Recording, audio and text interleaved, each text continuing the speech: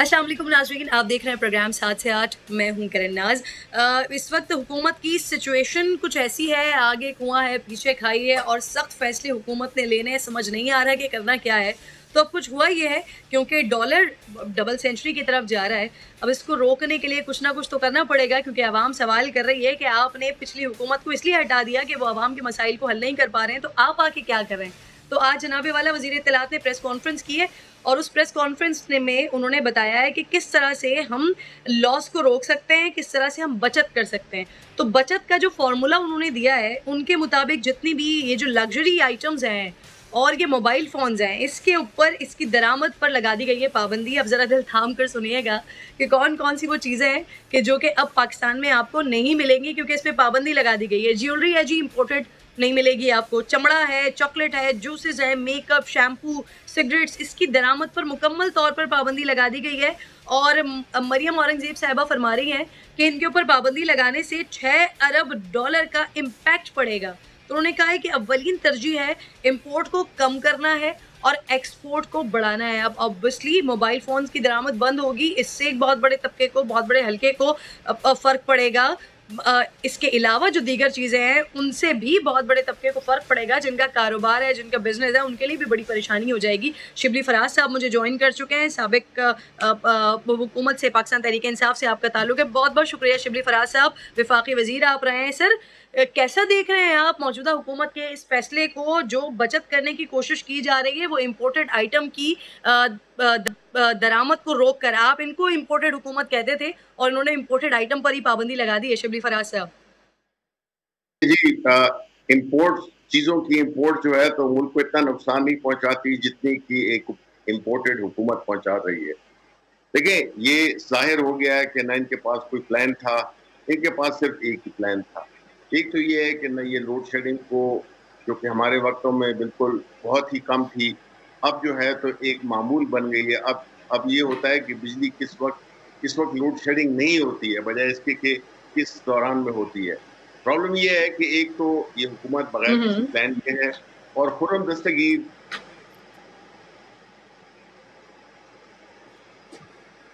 मुश्किल सब्जेक्ट है और शिबली इसको फराज मैनेज साहब करना जी, खुर्रम दस्तगीर के बस की बात नहीं है। जी, कंटिन्यू कीजिए। कनेक्शन का कुछ इशू हो रहा था आपकी तरफ से, क्योंकि मैं भी स्काइप पर, आप भी स्काइप पर, तो कुछ इशू आ रहा था बीच में। आप कंटिन्यू कीजिए प्लीज़। जी। तो बुनियादी तौर पे मसला ये है कि इस वक्त जिस तरह से डॉलर स्लाइड कर रहा है, जिस तरह से चीज़ें नापैद हो रही हैं, बिजली का अभी प्राइसेस, पेट्रोल की प्राइसेस इन्होंने बढ़ानी है, नहीं बढ़ानी, जो रिलीफ हमने दिया था हमारी गवर्नमेंट ने, वो ये लेना भी चाह रहे हैं और हुँ। चूँकि ये इनके जो मास्टर्स हैं, वो तो इस मुल्क से बाहर हैं। तो ये सारी एक ऐसी खौफनाक सिचुएशन में मुल्क को मुब्तला कर दिया है, जबकि जो हमारी हुकूमत थी उसमें अच्छी तरीके से चीजें चल रही थी। ग्रोथ 6% पे जा रहा था। अब नौ हुँ, नौ हुँ। 9 महीनों में हमारी जो ग्रोथ के जो जितने भी हमारे इवन क्रिटिक्स हैं वो भी कह रहे हैं कि 6% पे ग्रोथ जा रही थी। चीजें डॉलर हुँ, हुँ। सर, ये पचासी तो एक आपके ऊपर सौ इल्ज़ाम लगाते हैं ना कि आप लोगों ने लास्ट लास्ट मोमेंट्स पर जो फ़ैसले किए, जो सब्सिडी वग़ैरह दी, वो इसीलिए की ताकि मौजूदा हुकूमत का बाइस बन सके। शिबली फराज साहब, आपसे मुझे तवील डिस्कशन करनी है सर। आपकी इजाज़त से मैं चाह रही हूँ कि जो मौजूदा हुकूमत ने डिसीजंस लिए हैं, पाबंदी लगा रही है दरामदी अशिया पर, तो जो तबका इससे इफ़ेक्ट होगा, उन तमाम लोगों से उनके रिएक्शन ज़रूर ले लेते हैं, क्योंकि मेकअप, शैम्पूज़ एंड इस तरह के लग्ज़री आइटम्स पर पाबंदी लगी है। नादिया हुसैन साहिबा, पाकिस्तान का मशहूर व मारूफ नाम है, मॉडल हैं, अदाकारा हैं, मुझे जॉइन कर चुकी हैं। इसके अलावा मोबाइल मार्केट से भी मेहमान साथ मौजूद होंगे और उनसे भी बात करेंगे। नादिया, मौजूदा हुकूमत के इस फैसले को कैसे देख रही हैं आप? अस्सलाम वालेकुम। जी, वालेकुम सलाम। जी, असल में मैं जो हूँ वो बहुत मेरे लिए तो पर्सनली जो है ये बात बहुत मतलब एक बाइस से परेशानी है, क्योंकि मैं खुद भी जो हूँ वो एक ब्रांड चलाती हूँ मेकअप का। और मेरी जो चीज़ें हुँ, हैं वो हुँ। अनफॉर्चुनेटली, क्योंकि पाकिस्तान में जो है वो इतनी ज़्यादा मेरे पास वैरायटी नहीं है of the manufacturers, local manufacturers. तो मेरे लिए जो है, जो मैं ब्रांड हुँ। लाती हूँ वो बाहर मुल्क से ही आ रहा होता है। तो अगर बिल्कुल इम्पोर्ट पे बैन हो जाएगा तो मेरी जो प्रोडक्ट है जो कि ऑलरेडी अवेलेबल है, मार्केट में अवेलेबल है, वेबसाइट पे अवेलेबल है, ऑल ओवर पाकिस्तान उसकी जो है वो डिलीवरीज होती हैं, मेरे जो कस्टमर्स हैं वो उस चीज़ से जाहिर अफेक्ट होंगे, तो मेरा तो बिजनेस जो है ये डायरेक्टली इस चीज़ से अफेक्ट होगा। सही। तो नादिया, हुकूमत से बात करेंगे कि इस डिसीजन को वापस लें आप? देखिए, हुकूमत से बात करने के लिए अब मैं अकेली तो नहीं कर सकती ना, हम लोग, मैं डेफिनेटली इस चीज़ में मैं कोशिश करूंगी कि कुछ जो ऐसे ब्रांड्स हैं या जो ब्रांड्स के ओनर्स हैं जो कि इसी बिजनेस में उनका जो काम है वो भी साथ में जो है वो मेरे साथ आएं और हम लोग एक बात करें डेफिनेटली, बिकॉज सिर्फ मेरा ब्रांड नहीं है कि जो अफेक्ट होगा, बहुत से जो लोकली जो ब्रांड्स अवेलेबल हैं वो बहुत से ऐसे ब्रांड्स हैं जो कि बाहर मुल्क से जो है वो बन के आते हैं। तो अगर हमारे पास ऐसी फैसिलिटी हो कि हम पाकिस्तान में ही जो है वो उनको उन चीज़ों को जो है वो मैन्युफैक्चर कर सके, देन ठीक है, why not. I don't mind कि मेड इन पाकिस्तान हो, लेकिन it is a Pakistani brand, क्योंकि मेरे से वाबस्तगी है उस ब्रांड की। तो लेकिन ये कि अगर इंपोर्ट पे इस तरीके से बैन हो जाता है तो फिर मेरा तो बिजनेस अगर अफेक्ट होगा और भी बिजनेसेस हैं जो कि अफेक्ट होंगे, तो हम डेफिनेटली मैं कोशिश करूंगी कि मैं जाके जो हूँ वो ये बात करूँ कि भाई इस चीज को इसके अराउंड कोई एक मतलब कोई इसका रास्ता जो है वो हमें दिखाया जाए। ओके नादिया, ऑब्वियसली आप समेत जितने भी लोग अपने ब्रांड्स चला रहे हैं, अपने सैलून्स चला रहे हैं, उनके लिए ऑब्वियसली परेशानी का बाइस है ये बात। लेट्स सी हुकूमत इस चीज़ को रिवर्ट करती है या फिर इसी डिसीजन के साथ आगे बढ़ती है। मुझे मोहम्मद रिजवान साहब भी ज्वाइन कर चुके हैं इलेक्ट्रॉनिक्स एसोसिएशन के नाम। बहुत शुक्रिया रिजवान साहब। आप लोग तो पिछले 3 सालों से सर बड़े परेशान हैं, जब से कोविड के मामलात आए, कभी ड्यूटी बढ़ जाती है, कभी दीगर मामलात हो जाते हैं। अब तो इतना हो गया है, हुकूमत कह रही है कि जो इम्पोर्टेड मोबाइल्स हैं वो आएंगे ही नहीं, उसकी दरामद पर ही पाबंदी लगा दी जाएगी, लगा दी गई है इनफैक्ट। तो कैसे रिएक्ट करेंगे सर, क्या देख रहे हैं आप आगे हालात? देखिए, आप समझ सकते हैं कि मोबाइल जो है वो हर किसी की इस्तेमाल के जो है हर किसी की जरूरत है। यहाँ तकरीबन मैं आपको बता चलूँ कि तकरीबन 2.7 मिलियन डॉलर की महीने की इंपोर्ट होती थी इसकी, और जो तकरीबन सालाना कोई 2.8 बिलियन डॉलर बनती है जो सालाना इसकी इंपोर्ट होगी। अब उन्होंने कहा इसको रोक दी जाए। जो मटेरियल की सूरत में जो है एसपीडी की सूरत में मोबाइल आते थे वो यहाँ सफल होते थे, उसकी क्वांटिटी भी लिस्ट कर दी। जैसे अगर एक कंपनी है वो 1 लाख मोबाइल महीने की एक्सपोर्ट करती थी या पार्ट की सूरत में मंगाई थी, अब वो सिर्फ 50,000 मोबाइल जो है पार्ट की सूरत में मंगाएगी। इम्पोर्टेड मोबाइल जो थे वो 3% आते थे, ज्यादातर 97% जो है वो पार्ट की सूरत में आते थे और यहाँ सफल होते थे। जी सर, ये ऐसा भी तासुर मिलता है कि जब इंपोर्ट्स पर पाबंदी लगा दी जाती है ना, तो फिर वो ब्लैक मार्केट बहुत ज्यादा ऊपर चली जाती है, स्मगलिंग के इम्कानात बढ़ जाते हैं। सर वाकई ऐसे है, स्मगलिंग बढ़ जाती है दिन? इजाफा तो स्मगलर को होगा, मैं आपको बताया चलूँ। स्मगलिंग जो है उसका रास्ता खुलेगा, और जो जेन्युइन इंपोर्ट जो करते थे, जो कंपनियां मंगाती थी, असेंबल करती थी, उनको नुकसान होगा। आप समझ सकते हैं ये जो डॉलर जो बढ़ने का नतीजा है, ये तो गवर्नमेंट को पहले ही देखना चाहिए था। आप जो चीजें हैं उसको बैन कर रहे हैं जो जेन्युइन तरीके से गवर्नमेंट को रेवेन्यू देती थी, जो गवर्नमेंट के रेवेन्यू में इजाफा करते थे, आप उस चीज को बंद कर रहे हैं। और जो है जो स्मगलिंग का रास्ता बोले, मेरी समझ से बाहर है कि सरकार क्या करने जा रही है। आपका लाएअमल होगा क्या सर? मुझे शॉर्टली बताइए। मेरे साथ शिबली फराज साहब मौजूद है, मुझे उनसे बड़ी जबरदस्त गुफ्तगू करनी है सर, शॉर्टली बताइए। देखिए, मैं आपको बता चलूँ, असल में हम इतने खुद कफील हो ही नहीं थे कि यहाँ जो प्लांट लगा सके, जहाँ मैन्युफैक्चरिंग कर सके। ये मटेरियल जो है हम यहाँ बना नहीं सकते, ये ज्यादातर चीजें जो इम्पोर्ट करनी पड़ रही है। पहले हम यहाँ खुद कफील तो हो जाते कि हम यहाँ चीजें बना सकते, उसके बाद आपसे पाबंदी लगाते ना। आपने तो पहले पाबंदी लगा दी। आप देखे तो हजारों की तादाद में, लाखों की तादाद में लोग हैं जो बेरोजगार होंगे। देखिए, बेरोजगार जब होंगे लोग सड़कों पे आएंगे, एहतजाज की तरफ जाएंगे। जब आज किसी के आग में पेट में अगर रोटी नहीं मिलेगी तो क्या करेगा? फिर वो क्राइम की तरफ जाएगा, एहतजाज की तरफ जाएगा, क्या करेगा? सरकार को सोचना चाहिए, इस पे बैठ के कोई लाहेमल बनाना चाहिए, स्टेक होल्डर से मशवरा करे, एहतजाज की तरफ जाएंगे आप कह रहे हैं। ठीक है, बहुत बहुत शुक्रिया, बहुत बहुत शुक्रिया।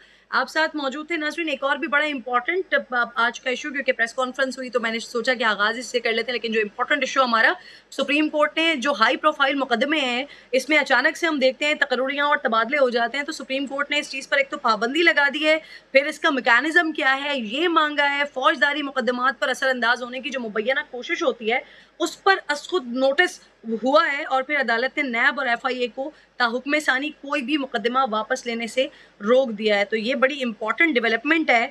अब मौजूदा साबका हुकूमत इनफैक्ट जो कि तनकीद करती रही है पिछले दिनों बहुत ज़्यादा, तो सर पहले तो आप लोगों को मुबारकबाद इस बात पर कि वो जो तनकीद से लेकर अब शुक्रिया तक के सफ़र तक आप लोग आ गए हैं। अदालत के इस डिसीजंस के, इस पाबंदी के बाद, मुकदमात में तकर्रुरी और तबादले रोकने के बाद आप लोगों की वो वाली तशवीश खत्म हो गई है जो रात को अदालतें क्यों लगी थी, इस पर मुसलसल सवाल हो रहा था? देखिए जी, हम हर इशू को ऑन मेरिट लेते हैं, और वो कोई स्वीपिंग स्टेटमेंट किसी भी, चाहे डिसएग्रीमेंट की हो या एग्रीमेंट की हो, वो स्वीपिंग स्टेटमेंट नहीं होती है। वो उस पर्टिकुलर जजमेंट के बारे में हमारे ख्यालात होते हैं। देखिए, ये बात तो तय है, और ये इमरान खान ये बार बार ये कह रहे थे और कह चुके थे, हमारी पार्टी में भी यही था कि सारा पाकिस्तान जानता था कि ये जो इनको इतनी शिद्दत से किसी भी कीमत पर, चाहे वो बैरूनी आकाओं के साथ मिलकर और इस मुल्क में हुकूमत में आने का मकसद एक ही था, वो ये था कि इकोनॉमी को, तो इनको पता था कि ये कुछ भी नहीं कर सकते हैं, बल्कि उसको नीचे बिगाड़ की तरफ ले जाएंगे। लेकिन असल मकसद इनका था अपने आप को एनआरओ देना, और वो काम इन्होंने आते ही शुरू कर दिया, जिसमें कि आपने देखा कि किस तरह से तबादले हुए, किस तरह लोगों की उखाड़ बिछाड़ हुई, और ये जितने भी सबूत थे उसको ज़ाया करने के लिए ये मास्टर है इसमें। इन्होंने एक ही वन पॉइंट एजेंडा था कि अपने आप को क्लियर करो, सो दैट इनकी जान उन केसेस से छूटे जो कि इनके पीछे इनके बारे में हैं। अब उसमें आपने देख लिया कि जिस तरह के जिस दिन ये जो आपके वजीर आजम हैं, वो इम्पोर्टेड वजीर आजम, उन्होंने आते साथ उनके इंडाइटमेंट का दिन था, यानी फर्द जुर्म उन पे आयद होनी थी, और वो उस दिन उन्होंने हल किया है। ये बहुत बड़ा अलमिया है, ये एक हमारे लिए एक बड़ी इंतहाई बहुत बड़ी एम्बैरेसमेंट भी है, मुल्क के लिए भी, हमारी डेमोक्रेसी के लिए भी, और हमारे अवाम के लिए भी, कि कैसे एक शख्स जो कि जिसमें के फर्द जुर्म आयद होनी है, वो उसी दिन है उसके उस पे आयद हो, वो वजीर आजम के ओहदे का हल्फ ले रहा है। इसी तरह उनका बेटा है। पंजाब में क्या सूरत हाल है, जिस तरह की सुप्रीम कोर्ट की जो डिसीजन आई है, अब उसमें आधा पैरालाइज है। इसलिए हमारे एहतजाज का, हमारे जो आज़ादी मार्च है, हकीकी आज़ादी मार्च है, उसका मकसद यही है कि ये मुल्क जो है, ये इसमें इलेक्शन फौरी कब से होने जा रहा है सर, कब से होने जा रहा है?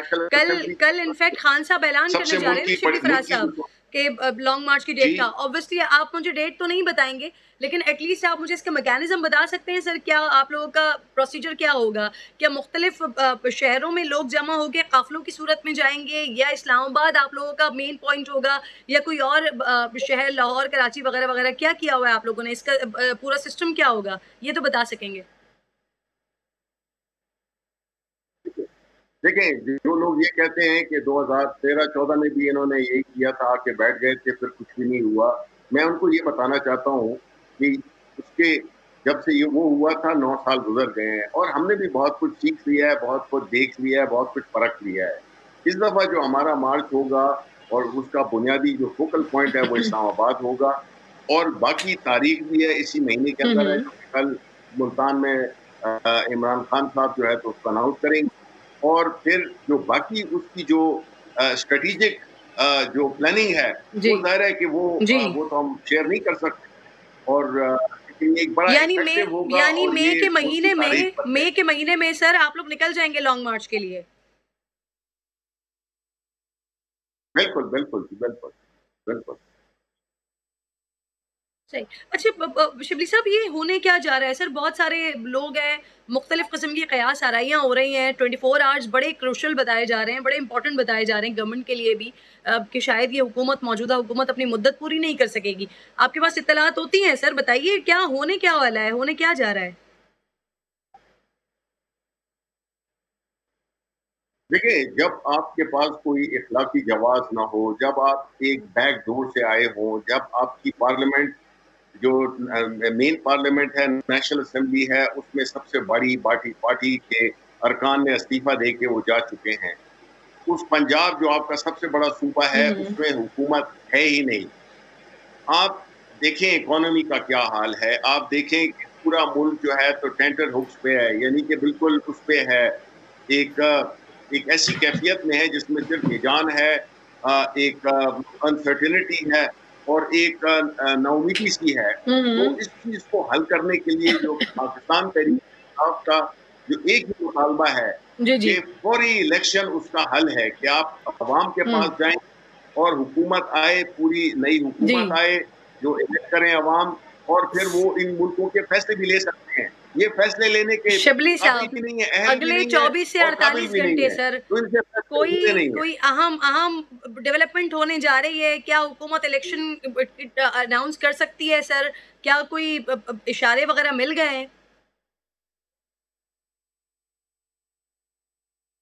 देखिए जी, इस मौजूदा जो क्राइसिस है और मौजूदा जो मुल्क के हालात हैं, उसमें तो यही बनता है कि फौरन बजाय एक दिन भी ज़ाया किए हुए फौरन इलेक्शंस की अनाउंसमेंट की जाए, ताकि मुल्क में एक एक स्टेबिलिटी आ जाए, एक एक क्लैरिटी आ जाए। इस वक्त जो है जो सूरत हाल है, ना वो इकोनॉमी के लिए दुरुस्त है, ना मुल्क के लिए दुरुस्त है, और ना मुल्क की जितनी भी एक जो वो है हुकूमत को चलाने के लिए जो जो लवाजमात चाहिए होते हैं, वो इनके पास है नहीं। क्योंकि असल चीज जो है सर वो एक मुक्तदिर हल्के इस इखलाकी बात पर कुव्वत राजी होती हो है। गए कि फौरी इलेक्शन ही हल है, एक वाहिद हल फौरी इलेक्शन ही है? देखें मुक्तदिर जी, हल्के ये राजी तो हो गए इस बात पर? देखें इस पे तो इनके साथ बड़ी बुरी हुई है, जिसमें कि सुप्रीम कोर्ट ने सो मोटो लेके जो इनका वन पोर्ट एजेंडा था, वो था कि अपने आप का एनआरओ देना है, जिसमें कि अब देखें जरदारी साहब भी और ये शहबाज शरीफ भी ये बुनियादी तौर पे नैब लॉज और इलेक्शन लॉज में चेंजेस करना चाह रहे थे अपनी मंशा के मुताबिक। यानी आप अंदाजा करें जिन लोगों के खिलाफ केसेस हैं, जिन टॉप लीडर्स के पास, वो सर उनकी नैब मंशा में जो छोड़िए, है अब तो वो दीगर की तरमीम मंशा करने जा बताइए रहे हैं। तो सर। आप मुझे बताएं कि पाकिस्तान के अवाम हाँ, जी इलेक्शन शिबली फराज देखिए, हम साहब, तो बड़े क्लियर हैं, मेरे हम साथ ही समझते हैं मौजूद कि हैं इसका शेख एक रशीद ही साहब हल भी। है। जी ठीक है, जी, जी। आप साथ ही मौजूद हैं सर, शेख रशीद साहब भी जॉइन कर चुके हैं, उनको भी खुशामदीद कहती हूँ। साबिक वज़ीर दाखिला हैं शेख रशीद साहब। सर क्या होने जा रहा है? एक अनसर्टेनिटी है, एक कियोस है चारों तरफ सर। ये 24 से 48 आवर्स बड़े क्रूशियल हैं सर, क्या होने जा रहा है इसमें?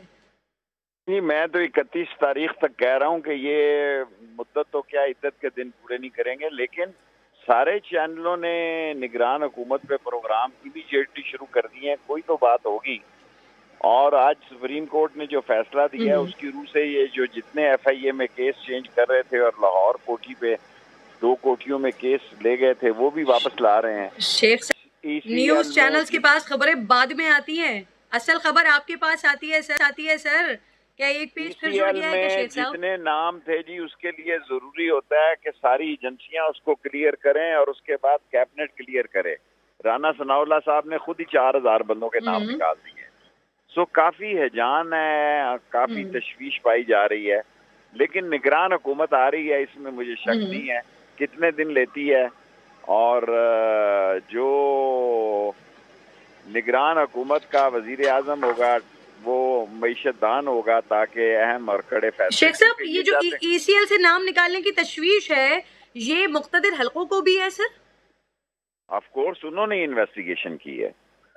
सिर्फ एक बात मैं दावे से कह सकता हूं कि ये उन्हीं की इन्वेस्टिगेशन है कि जो लोग इन्होंने निकाले हैं वो कैबिनेट से नहीं पूछा गया, और उसमें लॉ मिनिस्ट्री से भी नहीं पूछा गया, और उसमें एजेंसियों से भी क्लियरेंस नहीं ली गई। असूल ये है कि जब ECL से नाम निकाला जाए तो जिस बंदे का केस होता है उसके बारे में, अगर ISI का केस है, बंदा ISI का मसले में है तो ISI की रिपोर्ट होती है, अगर MI का है तो MI की होती है, अगर FIA का तो FIA की साथ रिपोर्ट होती है। शेख साहब, लेकिन जी शेख साहब, ये जो मईशत के माहिरों के इंटरव्यूज हो रहे हैं सर, इसमें अब्दुल हफीज शेख का भी इंटरव्यू हो रहा है सर? अब्दुल हफीज शेख की मुलाकात हुई है बाज़ लोगों से पाकिस्तान से बाहर, लेकिन वो 10 दिन के लिए पाकिस्तान आए हैं। मेरी उनसे मुलाकात नहीं हुई, लेकिन हफीज नामी लोगों के इंटरव्यू हो रहे हैं। पता नहीं उसमें हफीज शेख है या हफीज बादशाह या क्या है, लेकिन 10 दिन के लिए वो पाकिस्तान खास तौर पर शेख ओके। हफीज जो है वो तशरीफ लाए हैं। Thank you. हाँ, सही, बहुत बहुत शुक्रिया शेख साहब। आते हैं, कुछ नहीं कहते लेकिन बहुत कुछ कह जाते हैं। बहुत शुक्रिया आपका, प्रोग्राम में साथ मौजूद थे सर। शिबली फराज साहब, सिचुएशन बहुत ज़्यादा क्लैरिटी की तरफ, एक अनसर्टेनिटी भी है लेकिन क्लैरिटी की तरफ भी जाते हुए दिखाई दे रही है। मुझे ये बताइए, अगर ये 24 से 48 आवर्स अगर इसमें इलेक्शन अनाउंस कर देती है मौजूदा गवर्नमेंट, तो फिर आप लोगों के लॉन्ग मार्च का प्रोसेस क्या होगा? क्या फिर ये कैंसिल हो जाएगा? क्योंकि ऑब्वियसली जिस मकसद के तहत आप लोग निकल रहे थे वो तो फिर खत्म हो जाएगा ना सर, वो तो हो जाएगा बगैर लॉन्ग मार्च के ही। देखें, आई होप सो। देखें, ये जो आप 24 घंटे 48 घंटे कह रहे हैं, हर दिन अहम है, और इस बात पे जाहिर है कि इस मुल्क में जो भी लोग हैं, वो जो लोग इसमें इन्वॉल्व हैं, और पूरी कौम इसी तरफ देख रही है कि इस तरह का, जिस तरह के सिलसिला चल रहा है, हुकूमत चल नहीं रही है इनसे, और अवाम के लिए मुश्किलात बढ़ती जा रही हैं। तो इसके हल के लिए जितना बेहतर होगा कि जितना जल्दी ये केयर टेकर हुकूमत बने और इलेक्शन अनाउंस हो, तो फिर केयर टेकर हुकूमत भी बन जाएगी। बट जो मेन हमारा जो डिमांड है वो यही है कि फौरी इलेक्शन हो।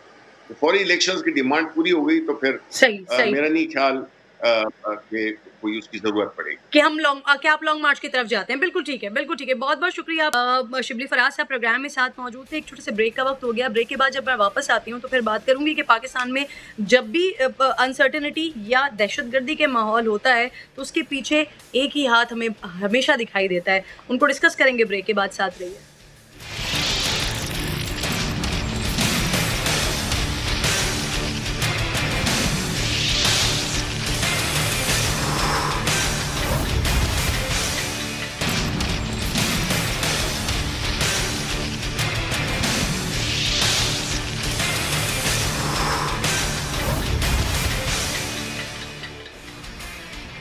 वेलकम बैक वंस अगेन जी। सेनेटर अफनानुल्लाह साहब मुझे ज्वाइन कर चुके हैं प्रोग्राम में। आपको खुशामदीद कहूँगी। अस्सलाम वालेकुम। अफनान साहब, सबसे पहले तो मुझे ये बताइए, ये 24 से 48 घंटे हर जगह कहा जा रहा है, क्या होने जा रहा है इसमें? जी बिस्मिल्लाहिर्रहमानिर्रहीम। देखें, जो प्राइम मिनिस्टर साहब हैं वो कौम से खिताब करेंगे आने वाले 1-2 दिन में, और वो कौम को एतमाद में लेंगे जो बड़े डिसीजन लेने के लिए जा रहे हैं, और वो इकॉनमी से रिलेटेड होंगे प्राइमरीली, और उसके अंदर जो है वो बुनियादी तौर पे हम बताएंगे कि हम क्या काम करने जा रहे हैं। ऑलरेडी आज आपने देखा होगा कि आज ऐलान कर दिया गवर्नमेंट ने कि नॉन एसेंशियल आइटम्स के ऊपर जो इंपोर्ट है उसके ऊपर हमने पाबंदी लगा दी है, जिससे तकरीबन $1 बिलियन पर मंथ सेव होगा, ताकि हमारे जो अपने रिजर्व्स हैं वो शोर अप करें, और जो है वो हम बाहर से पैसा लेने के बजाय अपने ज़राए से जो है वो हम अपनी सेविंग्स कर सकें। साथ साथ इंशाल्लाह ये भी उम्मीद की जा रही है कि IMF प्रोग्राम जो है उसको हम सक्सेसफुली जो है रीस्टार्ट कर देंगे, जिसकी वजह से जो वहाँ से हमें पेमेंट्स आनी है वो भी आ जाएंगी।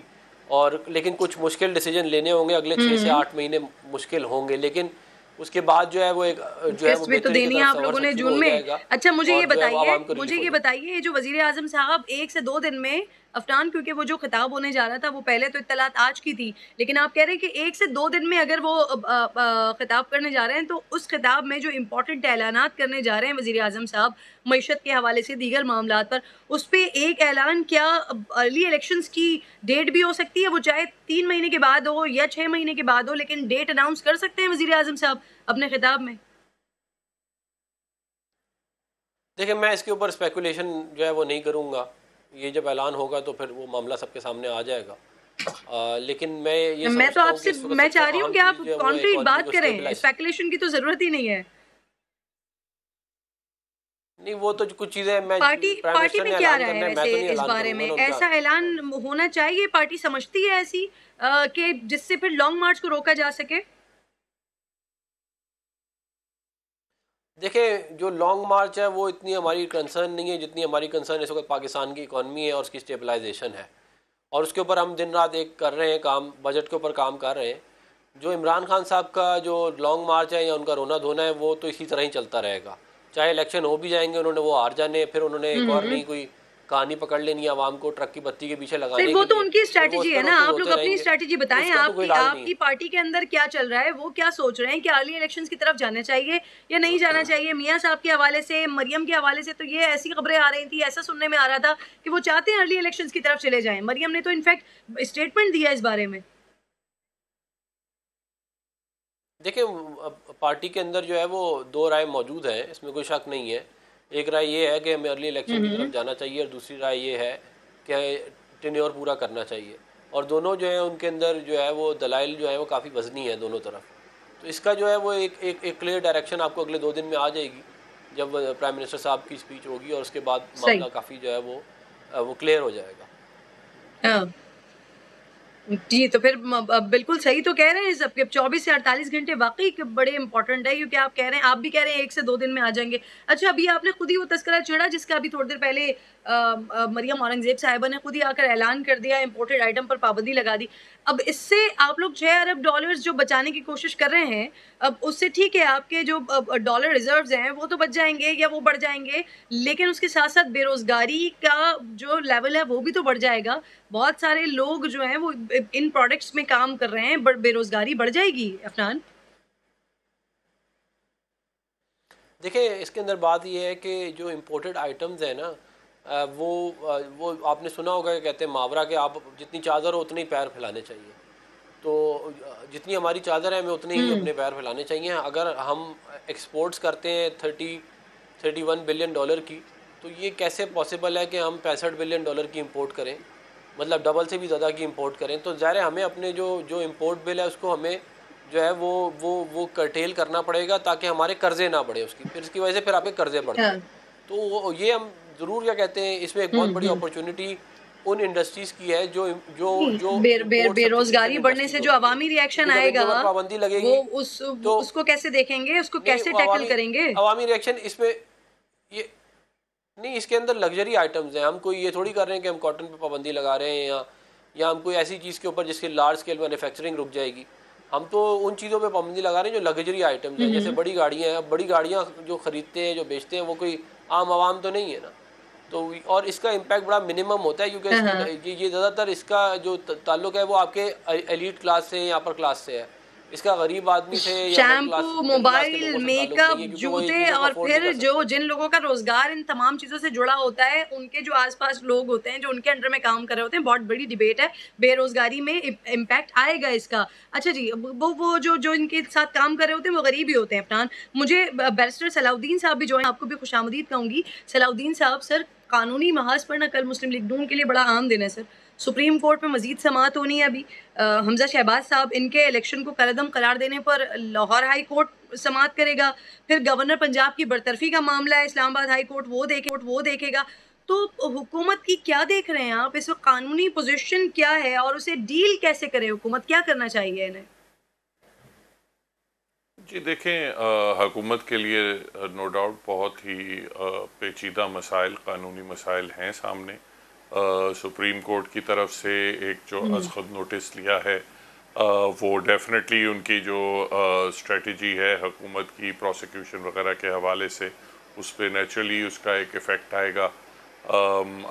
जो हालिया दिनों में सुप्रीम कोर्ट ने फ़ैसला दिया है ये मुनहरिफ अराकीन के हवाले से, उसका अब नेचुरली अब जायज़ा लेना पड़ेगा कि उसका हमजा शहबाज साहब की इलेक्शन पे क्या असर है या नहीं है वगैरह। तो एक अनसर्टनिटी तो बिल्कुल है अभी हुकूमत की कानूनी फ्यूचर के बारे में। तो ये चीज़ें तो आहिस्ता आहिस्ता कोर्ट में सामने जब खुलेंगी तो वही वाज़ेह होंगी। सही सलाउद्दीन साहब, thank you very much. Afnan लोग बेहद शुक्रिया, दोनों प्रोग्राम में मेहमान मेरे साथ मौजूद थे। एक छोटा सा ब्रेक ले रही हूँ, ब्रेक के बाद वापस आती हूँ। मिशाल मलिक मुझे ज्वाइन करेंगी, साथ रहिए।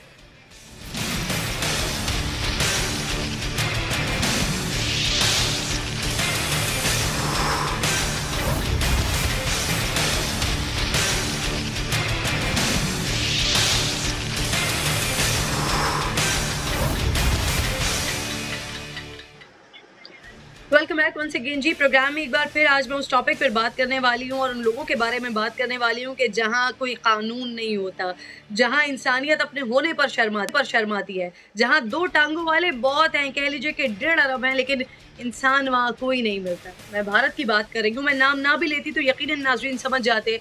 अब वहाँ पर होने क्या जा रहा है, 25 मई को यासीन मलिक, इनको जो झूठे मुकदमात हैं उस पर सज़ा सुनाई जा रही है 25 मई को। और इस वक्त यासीन मलिक तिहाड़ जेल में है, उसी जेल में है कि जहाँ पर शहीद मकबूल भट्ट, शहीद अफजल गुरु, ये हुर्रियत रहनुमा जिनको फांसी दी गई और इसी जेल में दफना दिया गया। इनफैक्ट पाकिस्तान की तरफ से एहतजाज ज़रूर रिकॉर्ड करवा दिया गया है, मुस्तरद किया गया है, भारतीय सफ़ीर को दफ्तर ख़ारजा तलब किया गया है, एहतजाज किया गया है। इस वक्त मुझे यासीन मलिक की अहलिया मिशाल मलिक साहिबा ज्वाइन कर चुकी हैं। जब से वहाँ पर कैद हैं तब से उनकी एक जुस्तजू जारी है कि किसी भी तरीके से कश्मीरियों के लिए, कश्मीरियों की आज़ादी के लिए, उनके हुकूक के लिए काम किया जा सके, आवाज़ उठाई जा सके।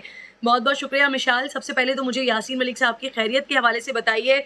जेल में उन पर तशद्दुद के हवाले से भी खबरें सामने आई हैं, पिछले दिनों भी कुछ तस्वीर सामने आई थी, कोई राब्ता वगैरह हुआ है आपका उनसे? मेरा तो कोई राब्ता नहीं हुआ, बस दिन ब दिन उनकी हालत वीक होती जा रही है। और उनकी आपने आज जो फुटेज आई है 2 साल के बाद उनको देखा है, बहुत वीक हो गए हैं, पहचाने नहीं जा रहे। और ये 3-3.5 सालों के अंदर जो उनका जेल में गुजरा है, उनको 22 फरवरी 2019 को अरेस्ट कर लिया गया था। उसके बाद से लेकर अब तक बहुत दफ़ा उनके ऊपर रिपोर्ट्स आई हैं, इनको फिज़िकल टॉर्चर किया गया है, मेंटल टॉर्चर तो बहुत ज़्यादा किया जा रहा है। और हर लिहाज से उनको जो तोड़ने की कोशिश की जा रही है, उनको कैद तन्हाई में रख के, उनको वहाँ पे एक ओपन टॉयलेट है, 5 बाय 7 फीट का वो कमरा है, और उनके साथ जो सलूक किया जा रहा है, कोई मतलब कि दुनिया में कहीं भी हमने नहीं सुना कि किसी भी कैदी के साथ इस तरह किया जा रहा है कि जो कातिल है वही जो है जज बन जाए और वही सरकारी वकील बन जाए और वही फैसला सुनाए और वही मारे भी। तो ये ऐसी घिनौनी साजिश की जा रही है कश्मीरियों के ख़िलाफ़ कि जो झूठे उनके ख़िलाफ़ मुकदमे यासीन साहब के ख़िलाफ़ किए जा रहे हैं, और हमारे से कोई राब्ता अलाउ ही नहीं किया गया इन 3-3.5 सालों के अंदर। एक दफ़ा भी हमने उनकी आवाज़ एज अ वाइफ मैंने नहीं सुनी, ना हमारी बेटी ने। मतलब हमें ना आवाज़ फ़ोन पे बात करने का राइट है, ना उनकी कोई वीडियो कॉन्फ्रेंसिंग का राइट है, ना कोई उनको लेटर भेजने का, ना कोई टेलीग्राम का। किसी सूरत में कोई राब्ता हिंदुस्तान की सरकार ने नहीं अलाउ किया। अच्छा मिशाल, के भारतीय मीडिया को जो मैं देख रही हूँ, प्रोपेगेंडा मशीन्स वहाँ पर बैठी हुई हैं और उनकी तरफ से एक इस वक्त ग्राउंड ऐसा बनाया जा रहा है। सज़ा का अनाउंस अभी 25 मई को होना है, लेकिन उससे पहले ग्राउंड ये बनाया जा रहा है कि उम्र कैद की सज़ा सुनाई जाएगी। इस पर कमेंट कीजिएगा ज़रा। देखिए, बहुत सी वहाँ पे कैंपेन्स चल रही हैं इंडिया के अंदर कि खुदा न खास्ता यासीन साहब को फांसी दी जाएगी या उम्र कैद सुनाई जाएगी या उनको अंदर ही उनका जो है विद इन प्रिजन उनको मर्डर कर दिया जाएगा, जो कि कुछ भी हो सकता है उनके साथ। इसमें कोई शक नहीं है कि जो भी वो कैंपेन्स डिज़ाइन करते हैं, फिर वो एक्शंस भी उसी के अकॉर्डिंगली पहले वो अवाम के अंदर मीडिया के ट्रायल करते हैं, फिर अवाम का ओपिनियन बनाते हैं कि अब RSS की जो हिंदुत्वा की जो पॉलिसी है, अगला माइलस्टोन उनका ये होना है, फिर ये होना है, फिर ये इनकी कत्लेआम करना है। डिफरेंट स्टेट्स ऑफ इंडिया में आप जो कुछ देख रही हैं या जो माइनॉरिटीज़ के साथ हो रहा है, उसकी बाकायदा एक स्ट्रेटेजिक प्लानिंग होती है। और कश्मीरी तो किसी खाते में नहीं आते ना, वो तो इंसान भी नहीं है, ना वो इंडियंस हैं, वो तो है ही नहीं, पार्ट ऑफ इंडिया भी नहीं, डिस्प्यूटेड टेरिटरी है। तो वहाँ पे तो कंप्लीट प्लंडरिंग का जो ब्रेकेज ऑफ लॉ हो रही है, ऑफ इंटरनेशनल लॉ और फिर ह्यूमैनिटेरियन लॉ, फिर UN रेजोल्यूशंस, जेनीवा कन्वेंशंस, तो नथिंग इज बीइंग प्रोवाइडेड। अच्छा मुझे ये बताइए, दफ्तर खारजा ने मिसाल इस मामले में शदीद भारत से एहतजाज किया ना, तो आज़ाद कश्मीर में भी रैलियां निकाली गई हैं इस मामले पर। आपका कोई राब्ता हुआ हुर्रियत क़यादत से वहाँ पर, आलमी सतह पर, या किसी किस्म का कोई राब्ता हुआ आपका? बिल्कुल, पूरे मुल्क में, पाकिस्तान में भी, आज़ाद कश्मीर में भी और दुनिया भर में एहतजाज हो रहा है, लोग निकल रहे हैं। मैं उन सब से उनकी शुक्रगुजार भी हूँ और मैं उनको साथ साथ अपील करी हूँ कि ये अब सिलसिला एहतजाज का तब तक होना चाहिए जब तक कि यासीन साहब को वहाँ से ना निकाला जाए और जो हमारे जितने भी कश्मीरी कायदीन हैं उनको ना निकाला जाए। उनकी जानों को सख्त खतरा है, क्योंकि हिंदुस्तान का इस वक्त मिशन ही यही है कि जो बड़ी लीडरशिप है कश्मीरियों की, हक़ खुदरादियत की, उनको एलिमिनेट कर दिया जाए, उनको एक्सिक्यूट कर दिया जाए on false charges in fabricated cases. तो ये पाकिस्तान के फॉरेन ऑफिस ने भी जो कॉल ऑन किया है इंडियन डिप्लोमेट को और एहतजाज रिकॉर्ड किया है, that is very good. It's very important कि हर लिहाज से डिप्लोमेटिक ख्वाहिश है हमारी मिसाल के ये जो कुछ 25 को करने जा रहे हैं ऐसा ना किया जाए। एटलीस्ट अक़वाम मुत्तहिदा आलमी सतह पर जो लोग मौजूद हैं आंखों पे पट्टियां बांधे बैठे हुए हैं, अल्लाह करे कि वो इंटरवीन करें, और अगर नहीं भी करते तो इंडिया को ये मैसेज जाना चाहिए कि वो चाहे यासीन मलिक हो या इससे पहले जितने भी वो शोहदा जिनको ख़त्म करके आपने कश्मीर की जिद्दोजहद को ख़त्म करने की कोशिश की है, ये कभी ख़त्म नहीं हो सकती। कश्मीर की जिद्दोजहद और उसकी आज़ादी तक ख़त्म नहीं हो सकती। मिशाल बहुत बहुत शुक्रिया, टाइम का वक्त ख़त्म हो गया है। नाज़रीन से पीर को मुलाकात होगी, अपना ख्याल रखिए, अल्लाह ने के बाद।